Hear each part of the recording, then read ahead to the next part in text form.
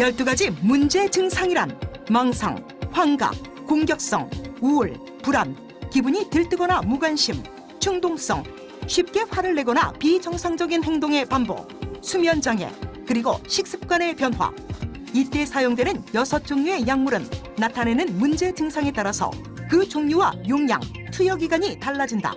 그러면 예를 들면 아까처럼 뭐 시아버지인데 뭐 며느리에게 그렇게 좀 못된 행동이 나온다. 이런 때도 말씀하신 약으로 조절이 된다. 예, 조절이 됩니다. 예를 들면 어떤 약입니까? 충동 조절제, 기분 안정제라는 것을 드리면 이런 충동성이 조절이 됩니다. 예를 들면 그 약을 했는데 며느리한테 안 그러고 옆집 아줌마한테 그러면 그러니까 또 다른 약으로 교체를 했을 때 그게 듣는 그 과정이 좀 필요로 하겠네요, 그럼.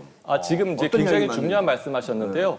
약을 먹는다고 해가지고 그 다음날 바로 좋아지지는 않아요. 이 약을 먹고 난 다음에 50% 좋아졌어요. 60% 좋아졌어요. 이런 거를 좀 보셔야 됩니다. 그럼 이게 허리를 안 왔다가 이제 허리는 안 하노. 손만 잡아 뭐 이렇게. 네, 그런 식으로 말씀을 하시고요. 횟수가 10번에서 5번으로 줄었다, 강도가 줄었다 이런 식의 표현을 합니다. 그러니까 중요한 건 보통 지금 치매 환자분들의 치매 자체, 기억력이 떨어지는 걸 좀 좋게 해주거나 진행을 멈추게 하는 그런 약물들은 있잖아요.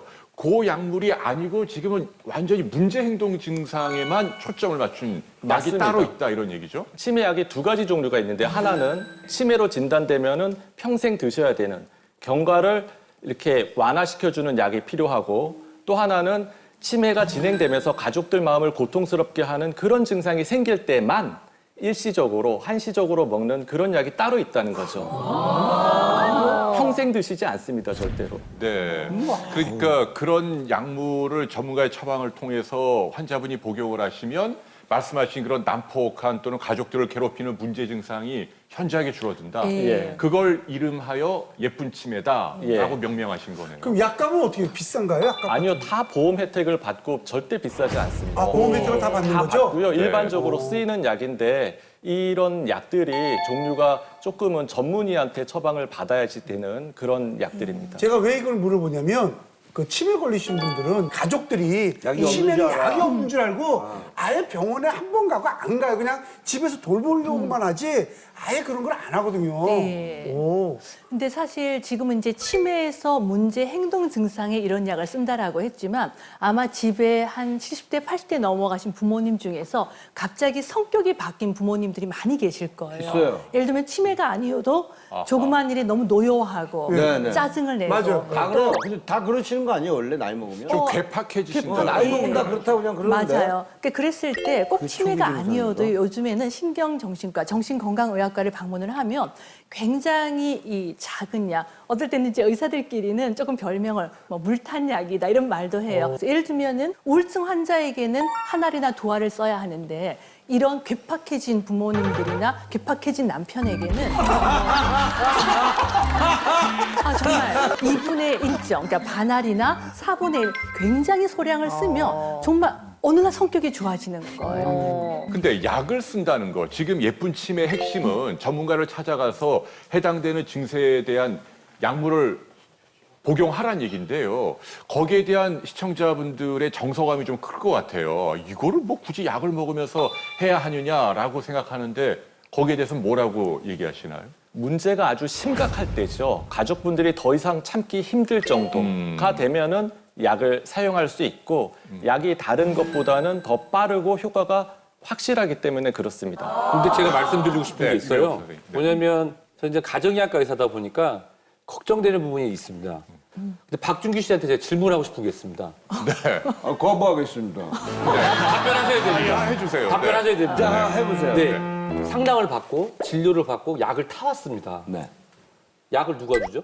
보호자가 주죠. 보호자가 주죠. 예. 근데 지금 우리 얘기를 잘 들어보면 그래서 시청자 여러분 그리고 저희들 다 같이 생각해 봐야 되는 게 조금 더 괴팍해지고 조금 더 예민해지잖아요.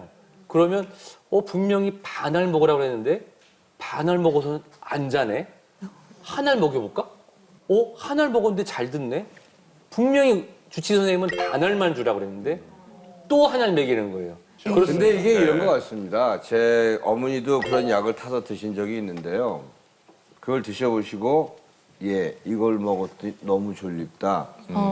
그럼 선생님 제가 아는 닥터 후배 닥터라 야 그 졸린 약이 무슨 색이니? 그러니까 무슨 색깔이래요. 그래서 그걸 얘기했더니 그 반알 쪽에서 그 엄마가 자기가 까놓고 이거를 빼서 혼자 다 진료하셔갖고 다 그러고 알아서 그냥 막 드시더라고요. 그건 안 되는 거죠. 사실 그래서 보호자 교육이 정말로 중요하고요. 근데 사람마다 한 알로 해결되는 분이 있고 네 알로 해결되는 분이 있어요. 그러면은 처음에는 반 알로 시작했다가 한 알, 두 알, 세 알 이렇게 천천히 올리게 됩니다.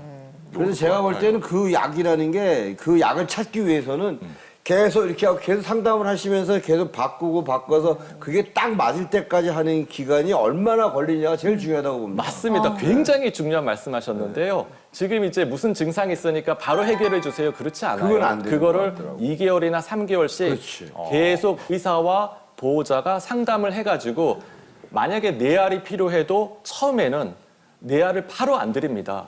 그러니까 보호자가 한 알 먹고 난 다음에 이게 무슨 반응이 오는지를 알아야지만 그 다음에 조금씩 약을 증량할 수가 있는 거죠. 근데 지금 그 얘기 과정이 들어보면은 필요합니다. 사실은 이제 보호자들 입장에서 되게 중요한 게요. 우리는 그러면은요 병원으로 옮기잖아요. 2달 정도 먹여보고 맞다. 좀 안 듣는 것 같아. 그러면 다른 병원으로 옮기는데 지금 얘기를 들어보면 약효를 보려면 홍 선생님처럼 꾸준히 가야 된다는 거죠. 예, 맞습니다. 예.